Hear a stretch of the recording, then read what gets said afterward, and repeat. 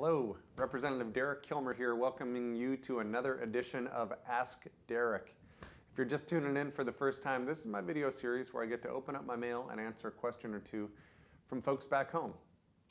Sherilyn in Lakebay recently wrote in urging Congress to protect Medicare for millions of Americans. Well, Sherilyn, I couldn't agree with you more.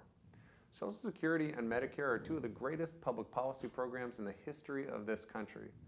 Literally, millions of seniors and people with disabilities would be much more vulnerable without these programs. These issues are not theoretical policy discussions happening in Washington, D.C. For me, they're personal. My grandmother is 106 years old. I hope I've inherited her genes. But listen, for the last few decades since my grandfather died, she has relied on Social Security and Medicare to be able to live with dignity.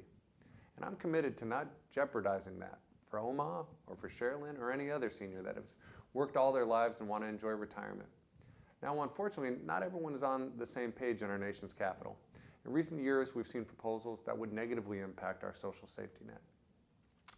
From a push put forward by some folks to privatize Social Security, to proposals recently offered by the majority to eliminate the Medicare guarantee as we know it.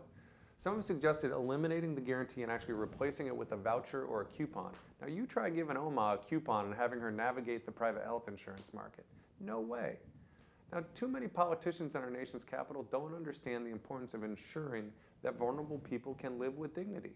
And that's why I've fought back against those attempts to cut Medicare off for anyone who deserves it and has paid into it. I've also sponsored bills to strengthen Medicare and Social Security, both for current retirees and for future retirees. And I'm a co-sponsor of legislation that would prevent 11 million Americans from seeing their Social Security benefits cut this year.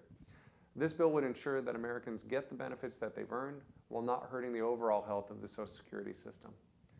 I'm also a supporter of a bill that would prevent the closure of any local Social Security office without providing a cost-benefit analysis.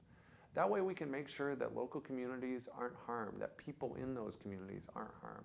It also requires the Social Security Administration to keep track of wait times for claims so we can do a better job of making sure you're getting the help you need. These are some of the most important issues we're tackling in Congress today, and I'm going to keep at it because I believe it's an essential part of Congress's job to ensure that seniors have access to the services and benefits that they've earned. I'd like to thank you for that question, Sherilyn, and thanks again, everybody, for tuning in. And please keep the good questions coming.